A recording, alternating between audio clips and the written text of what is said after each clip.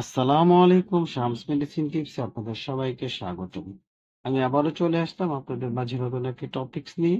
আজকে আমার টপিক হচ্ছে সিরাপ ডেক্সপ্রোফেন।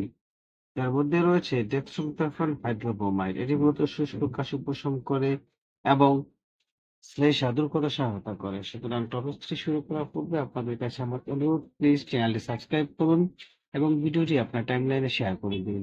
এর মাধ্যমে আপনি যেমন উপকৃত হতে পারেন, তেমনি করে আপনার প্রিয় মানুষগুলোর উপকার আসতে পারে। সুতরাং চ্যানেলটি সাবস্ক্রাইব করুন এবং ভিডিওটি আপনার টাইমলাইনে শেয়ার করে দিন। যারা আমার চ্যানেলটি সাবস্ক্রাইব করে দিন তাদেরকে অসংখ্য ধন্যবাদ।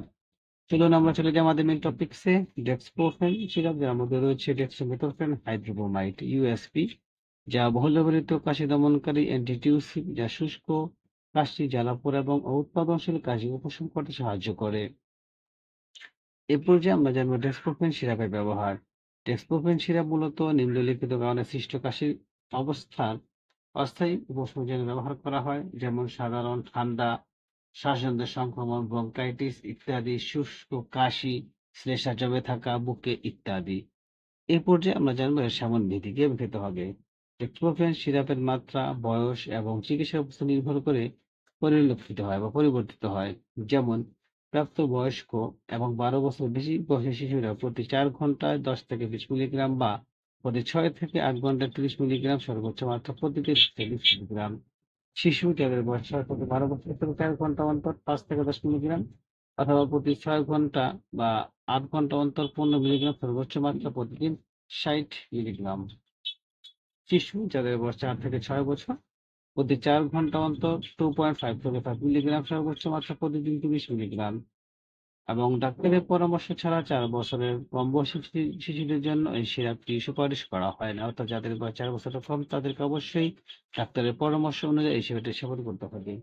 পার্শ্ব প্রতিক্রিয়া, প্রতিটি মেডিসিন পার্শ্ব প্রতিক্রিয়া রয়েছে। পার্শ্ব প্রতিক্রিয়ার মধ্যে রয়েছে তন্দ্রা, মাথা ঘোরা, বমি বমি ভাব, পেটে অস্বস্তি, মুখ শুকিয়ে যাওয়া ইত্যাদি। এ পর্যায়ে আমরা জানবো গর্ভাবস্থা এবং স্তনদানকালে এটা খাওয়া যাবে কিনা। গর্ভাবস্থা এবং বুকের দুধ খাওয়ানো মহিলারা এই সিরাপটি ব্যবহার করার আগে অবশ্যই একজন ডাক্তারের সাথে পরামর্শ করে খেতে হবে। সুতরাং ডেক্সপ্রোফেন সিরাপ, ডেক্সট্রোমেথরসোন হাইড্রোব্রোমাইড ইউএসপি, শিশুর কাশির জন্য একটি কার্যকর কাশি দমনকারী। এটি সাময়িক উপশম প্রদান করে, তবে পার্শ্ব প্রতিক্রিয়া এড়াতে প্রস্তাবিত ডোজ অনুযায়ী ব্যবহার করা উচিত। যদি লক্ষণগুলি ১ সপ্তাহ বেশি সময় ধরে চলতে থাকে বা আরো খারাপ হয়, তাহলে একজন স্বাস্থ্যসেবা পেশাদারের সাথে পরামর্শ করুন। অর্থাৎ আপনার সেবনটি এই সিরাপটি যেই শুষ্ক কাশি বা কাশি দমন করার জন্য খেতে পারেন। যদি সিরাপটি কোনো কাজে না হয়, সেই ক্ষেত্রে আপনি অবশ্যই একজন স্বাস্থ্যসেবা কর্মীর সাথে পরামর্শ করতে পারেন। ডেক্সপ্রোফেন সিরাপ সম্পর্কে কোনো কিছু থাকলে আমাদেরকে কমেন্টস করে জানিয়ে দিন। আমরা আপনাদের কমেন্টস গুলো যথাযথ উত্তর দেওয়ার চেষ্টা করব। ভিডিওটি ভালো লাগলে এবং উপকারী মনে হলে বন্ধুদের সাথে শেয়ার করুন। আবার অনুরোধ করছি চ্যানেলটি সাবস্ক্রাইব করুন এবং ভিডিওটি আপনার টাইমলাইনে শেয়ার করে দিন। আজ এ পর্যন্তই। আবার কথা হবে নতুন কোনো টপিকসে। সে পর্যন্ত ভালো থাকুন। খোদা হাফেজ।